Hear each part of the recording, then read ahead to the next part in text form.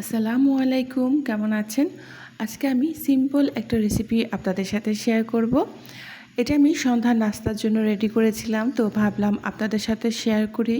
কারণ এটার টেস্ট এত ভালো হয়েছিল বলার মতো না। আপনারা যদি একবার বাসায় ট্রাই করে না খান তাহলে কিন্তু বুঝবেন না।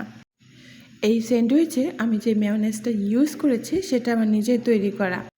নর্মালি মেয়োনেজের টেক্সচারটা যেরকমটা হয়, এই মেয়োনেজের টেক্সচারটা সেটা থেকে নর্মাল মেয়োনেজ থেকে আরেকটু সফট ক্রিমি হয়ে থাকে, যার কারণে এই মেয়োনেজ আমার বাচ্চাদের অনেক পছন্দের। আপনারা যদি চান তাহলে আমি আপনাদের সাথে এই মেয়োনেজের রেসিপিটা কোনো এক ভিডিওতে শেয়ার করে দেব।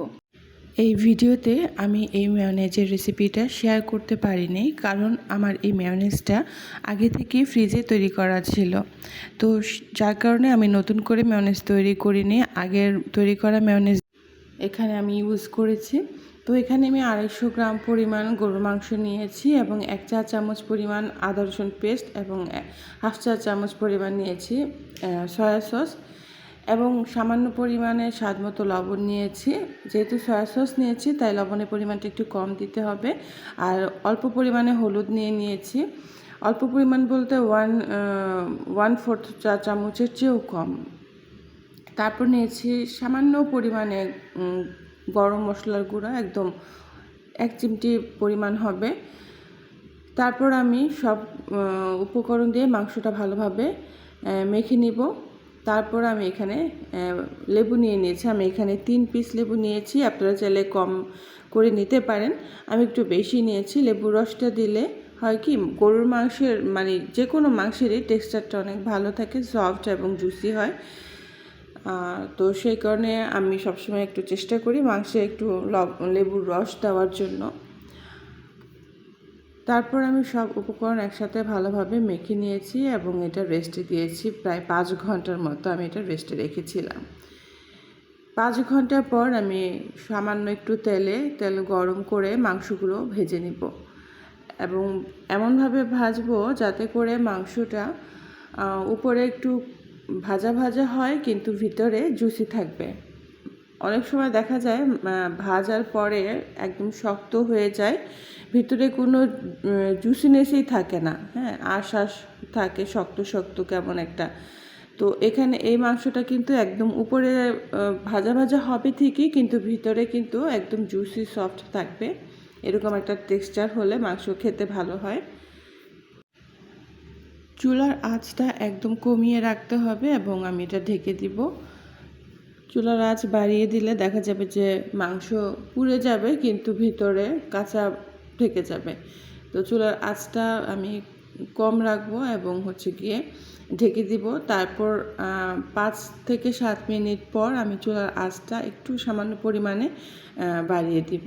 একদম সামান্য, মানে একদম কম থেকে আরেকটু বাড়িয়ে দেব যাতে করে মাংসটা একটু ভাজা হয়। তারপর আমি একটু পরপর আমি এটা উল্টে পাল্টে দিয়েছি। উল্টে পাল্টে এটা আমি 4-5টা একদম ভেজে নিয়েছি। অলরেডি আমার মাংস কমপ্লিট হয়ে গিয়েছে।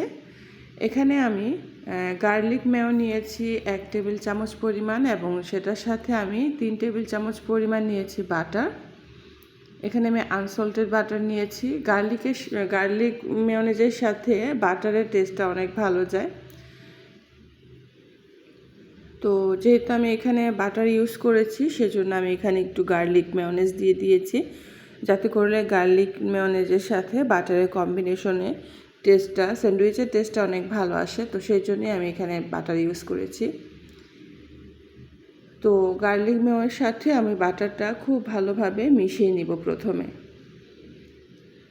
যেহেতু বাটারটা একটু থাকে, চাকা চাকা থাকে। তারপর আমি সেই বাটার এবং গার্লিক মেশানোর পর এখানে আমি 1 কাপ পরিমাণ সেই মিল্ক মেয়ো মিশিয়ে নিয়েছি ভালোভাবে। তো বাটার মেয়োনেজ একসাথে মেখে নেওয়ার পর এখানে আমি 2 কাপ পরিমাণ গরুর মাংস নিয়েছি এবং এখানে আমি আমার পরিমাণ মতো সালাদ দিয়ে দিয়েছি। এখানে আছে শসা, কুচি এবং টমেটো কুচি, ধনেপাতা কুচি, কাঁচামরিচ কুচি। এখানে আমি 1/3 কাপ পরিমাণ শসা 2বার নিয়েছি, অর্থাৎ 1/3 কাপ দিয়ে আমি 2বার সালাদটা নিয়েছি। আর মাংস নিয়েছি 1 কাপ করে। তো আপনারা আপনাদের আন্দাজ মতো দিতে পারেন কম বেশি করে। খুব সহজেই তৈরি হয়ে গেল আমার আজকে সন্ধ্যার নাস্তা। আপনাদের কেমন লেগেছে অবশ্যই কমেন্ট করে জানাবেন। আর যারা আমার চ্যানেলটি সাবস্ক্রাইব করে আমার পাশে আছেন এবং ভিডিওটি দেখেন এবং সুন্দর সুন্দর কমেন্ট করেন, তাদেরকে অনেক ধন্যবাদ। আর যারা সাবস্ক্রাইব করতে ভুলে গিয়েছেন, প্লিজ অনুগ্রহ করে আমার চ্যানেলটি সাবস্ক্রাইব করে দিবেন এবং লাইক, কমেন্ট, শেয়ার করবেন।